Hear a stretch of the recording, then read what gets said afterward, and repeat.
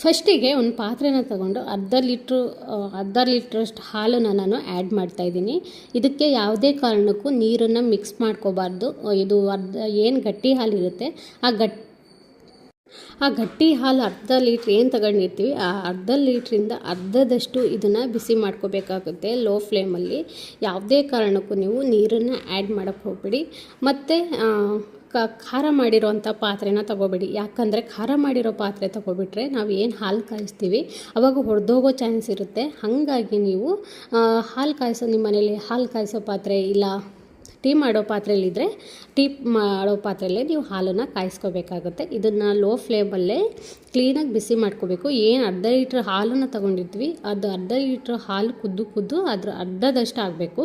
ಯಾವುದೇ ಕಾರಣಕ್ಕೂ ನೀರನ್ನು ಆ್ಯಡ್ ಮಾಡೋಕ್ಕೆ ಹೋಗಬೇಡಿ. ಇವಾಗ ನಾನು ಬಾದಾಮ್ ಪೇಸ್ಟ್ ಮಾಡಲಿಕ್ಕೆ ಒಂದು ಮಿಕ್ಸಿ ಜಾರಿಗೆ ಒಂದು 16ರಷ್ಟು ನಾನು ಬಾದಾಮನ್ನ ತೊಗೊಂಡಿದ್ದೀನಿ. ಒಂದು 6 ಖರ್ಜೂರನ ತೊಗೊಂಡಿದ್ದೀನಿ. ಮತ್ತು ಒಂದು 15 ಪೀಸಷ್ಟು ಗೋಡಂಬಿನ ತೊಗೊಂಡಿದ್ದೀನಿ. ಇದಕ್ಕೆ ಸ್ವಲ್ಪ ಹಾಲನ್ನು ಹಾಕಿ ಪೇಸ್ಟ್ ಮಾಡ್ಕೊಳ್ತಾ ಇದ್ದೀನಿ. ಇದನ್ನು ಕ್ಲೀನಾಗಿ ತರಿ ಥರನೂ ಅಲ್ಲ, ತೀರಾ ನೈಸ್ ಥರನೂ ಅಲ್ಲ, ಆ ಥರ ಪೇಸ್ಟ್ ಮಾಡ್ಕೊತೀನಿ. ಈ ಥರ ಇರಬೇಕು ಪೇಸ್ಟು. ಇವಾಗ ಏನು ಹಾಲು ಬಿಸಿ ಆಗಿತ್ತು ಆ ಹಾಲಿಗೆ ಒಂದು 3 ಸ್ಪೂನಷ್ಟು ನಾನು ಸಕ್ಕರೆನ ಆ್ಯಡ್ ಮಾಡ್ತಾಯಿದ್ದೀನಿ. ಹಾಲು ಏನು ಬಿಸಿ ಆಗ್ತಿರುತ್ತೆ ಆ ಹಾಲಿಗೆ 3 ಸ್ಪೂನಷ್ಟು ಸಕ್ಕರೆನ ಆ್ಯಡ್ ಮಾಡ್ತಾಯಿದ್ದೀನಿ. ನಿಮಗೆ ಇನ್ನೂ ಸ್ವಲ್ಪ ಜಾಸ್ತಿ ಸ್ವೀಟ್ ಬೇಕು ಅನ್ನೋರು ಒಂದು 4 ಸ್ಪೂನು ಶುಗರ್ನ ಆ್ಯಡ್ ಮಾಡ್ಕೋಬೋದು. ಇವಾಗ ಏನು ಪೇಸ್ಟ್ ಮಾಡ್ಕೊಂಡಿದ್ವಿ ನಾವು ಬಾದಾಮ್ ಮತ್ತು ಗೋಡಂಬಿ ಖರ್ಜೂರ ಅದನ್ನು ಆ ಪೇಸ್ಟನ್ನು ಆ್ಯಡ್ ಮಾಡಿ ಈ ಥರ ಕ್ಲೀನಾಗಿ ಮಿಕ್ಸ್ ಮಾಡ್ತಾಯಿದ್ದೀನಿ. ನೀವು ಈ ಥರ ಗೂರಾಡೋದನ್ನು ಯಾವುದೇ ಕಾರಣಕ್ಕೂ ಮಿಸ್ ಮಾಡಬೇಡಿ. ಯಾಕಂದರೆ ಅದು ಏನಂತಾರೆ ಗಂಟಾಗುವಂಥ ಚಾನ್ಸ್ ಇರುತ್ತೆ. ಹಾಗಾಗಿ ನೀವು ಇದನ್ನು ಗೂರಾಡೋದನ್ನು ಮಿಸ್ ಮಾಡಬೇಡಿ. ಈ ಥರ ಗೂರಾಡ್ತಾನೆ ಇರಬೇಕು. ಆಮೇಲೆ ಒಂದು 2 ಸ್ಪೂನಷ್ಟು ಬಾದಾಮ್ ಪೌಡ್ರನ್ನ ಆ್ಯಡ್ ಮಾಡಬೇಕಾಗುತ್ತೆ.